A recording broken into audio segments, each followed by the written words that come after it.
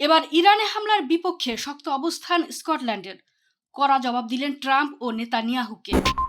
মধ্যপ্রাচ্যের রণাঙ্গনে আমেরিকা ও ইসরায়েলের সামরিক দম্ভ আগেই চূর্ণ হয়েছে, আর এবার শুরু হয়েছে তাদের চরম কূটনৈতিক ধস। এতকাল যে পশ্চিমা বিশ্ব চোখ বন্ধ করে দখলদারদের সমর্থন দিয়ে আসছিল, খোদ সেই বলয় থেকেই এবার ধেয়ে এলো তীব্র প্রতিবাদ। ট্রাম্প ও নেতানিয়াহুর নগ্ন আগ্রাসনের বিরুদ্ধে সরাসরি ও শক্ত অবস্থান নিয়ে বিশ্ব মঞ্চে রীতিমতো বোমা ফাটালেন স্কটল্যান্ডের ফার্স্ট মিনিস্টার জন সুইনি। আন্তর্জাতিক আইনের তোয়াক্কা না করে ইরানে চালানো এই বর্বরোচিত হামলাকে সম্পূর্ণ অযৌক্তিক আখ্যা দিয়ে তিনি আমেরিকা ও ইসরায়েলের গালে চরম কূটনৈতিক চপেটাঘাত করেছেন।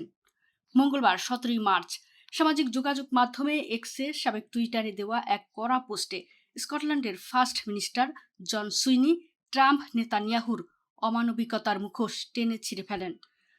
নিরীহ শিশু ও সাধারণ মানুষের প্রাণহানির তীব্র নিন্দা জানিয়ে তিনি লিখেছেন, তেহরান জ্বলছে, গোটা রাস্তা আগুনে পুড়ছে, স্কুলে বোমা হামলা হচ্ছে, হাজার হাজার মানুষ নিহত হচ্ছেন, এটি কোনোভাবেই সমর্থনযোগ্য হতে পারে না।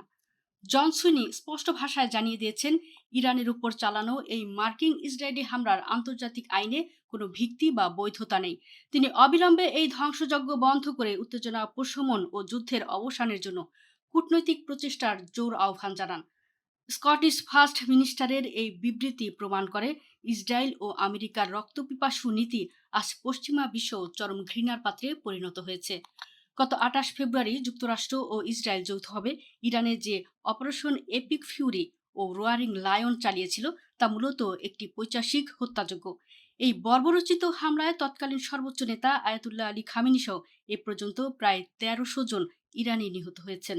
কিন্তু ট্রাম্প ও নেতানিয়াহু ভেবেছিলেন লাশের পাহাড় গড়ে তারা ইরানকে স্তব্ধ করে দেবেন।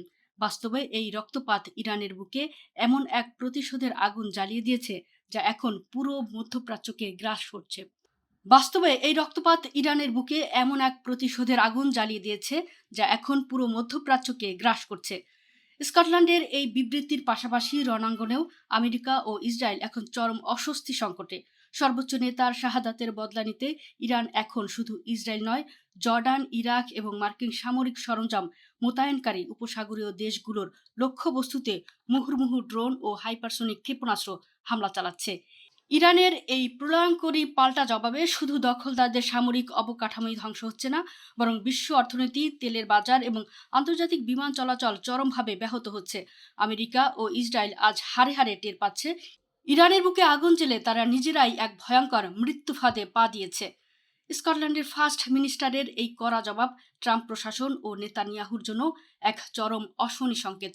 রণাঙ্গনে মার্কিন সেনাদের পলায়ন আর কূটনৈতিক মঞ্চে পশ্চিমা মিত্রদের এই প্রকাশ্যে বিরোধিতার চোখে আঙুল দিয়ে দেখিয়ে দিচ্ছে দখলদার ইসরায়েল ও সাম্রাজ্যবাদী আমেরিকা আজ বিশ্বমঞ্চে কতটা বন্ধুহীন ও একঘরে।